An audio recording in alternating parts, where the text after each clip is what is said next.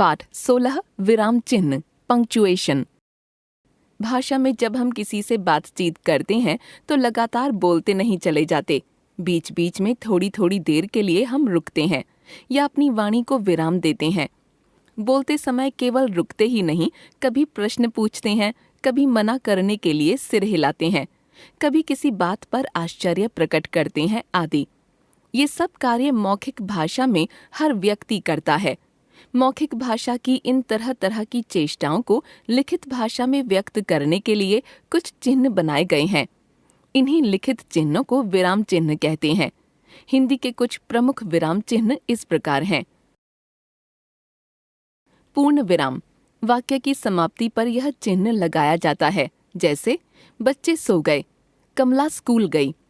अर्ध विराम, जब वक्ता पूर्ण विराम की तुलना में कम समय, लगभग आधा के लिए रुकता है, तब अर्ध विराम का प्रयोग किया जाता है, जैसे सब लोग चिल्लाते रहे पर किसी ने नहीं सुनी। सब लोग दवाई तलाशते रहे पर दवाई न मिली क्योंकि इस दवाई की बाजार में कमी हो गई थी।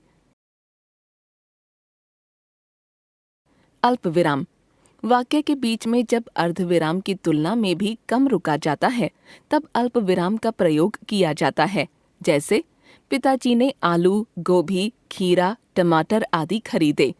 नहीं, मैं नहीं चल सकता। प्रश्नवाचक चिन्ह, जब वाक्य में वक्ता प्रश्न पूछता है तब इस चिन्ह का प्रयोग किया जाता है, जैसे आपका नाम क्या है, तुम कहाँ गए थे।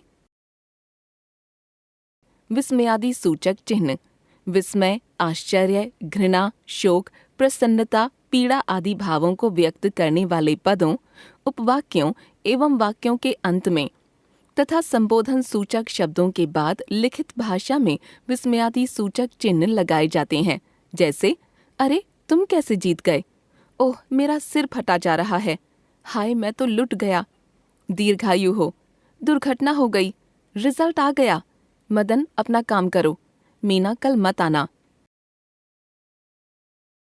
योजक या विभाजक चिन्ह, वाक्य के दो शब्दों को जोड़ना या अलग करना हो तो योजक चिन्ह का प्रयोग किया जाता है, जैसे दाल रोटी, भाई बहन, रात दिन, जल्दी जल्दी, खाते पीते, खेलते कूदते, तुम सा मूर्ख, लक्ष्मण सा भाई। निर्देशक चिन्ह, यह चिन्ह योजक चिन्ह से थोड़ा बड़ा होता है तथा इसका प्रयोग किसी व्यक्ति के कथन को उद्धृत करने से पहले किया जाता है।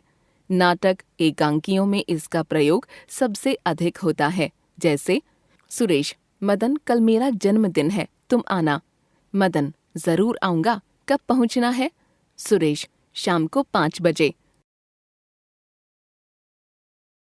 उद्धरण चिन्ह, किसी व्यक्ति के कथन को ज्यों का त्यों बताना हो तब इस चिन्ह का प्रयोग किया जाता है, जैसे माँ ने कहा मैं किसी से बात नहीं करूंगी, गांधी जी ने कहा था अहिंसा से ही स्वतंत्रता मिल सकती है। विशेषतः हिंदी भाषा के अंतर्गत इकहरे उद्धरण चिन्ह का भी प्रयोग देखने को मिलता है।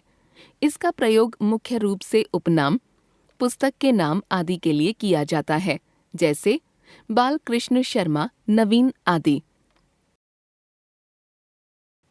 कोष्ठक, कोष्ठक का प्रयोग कठिन शब्दों का अर्थ बताने, विकल्प दिखाने आदि के लिए किया जाता है, जैसे जब नेताजी सुभाष चंद्र बोस बर्मा पहुंचे तो वहां उनका बहुत स्वागत हुआ। अ, ब, स आदि। जलज, जल में जन्म लेने वाला तथा पंकज, कीचड़ में जन्म लेने वाला, दोनों ही शब्द कमल के पर्याय हैं। हंस पद या त्रुटि पूरक, लिखते समय जब कोई शब्द छूट जाता है तब इस चिन्ह को लगाकर उस शब्द को ऊपर लिख देते हैं, जैसे मेरी किताब खो गई है। राम का नाम सब लोग लेते हैं। लाघव या संक्षेपक चिन्ह, किसी बड़े अंश का संक्षिप्त रूप लिखने के लिए लाघव चिन्ह का प्रयोग किया जाता है, जैसे आकस्मिक अवकाश, आ अ, चिकित्सावकाश, ची अ, प्रेरणार्थक क्रिया, प्रे क्री। हमने सीखा मौखिक भाषा की भाव भंगिमाओं, चेष्टाओं आदि को लिखित भाषा में व्यक्त करने के लिए बनाए गए चिन्ह विराम चिन्ह कहलाते हैं। प्रमुख विराम चिन्ह हैं पूर्ण विराम, अर्ध विराम, अल्प विराम, प्रश्नवाचक चिन्ह, विस्मयादि सूचक चिन्ह, योजक या विभाजक चिन्ह, निर्देशक चिन्ह, उद्धरण चिन्ह, कोष्ठक, हंसपद या त्रुटिपूरक तथा लाघव या संक्षेपक चिन्ह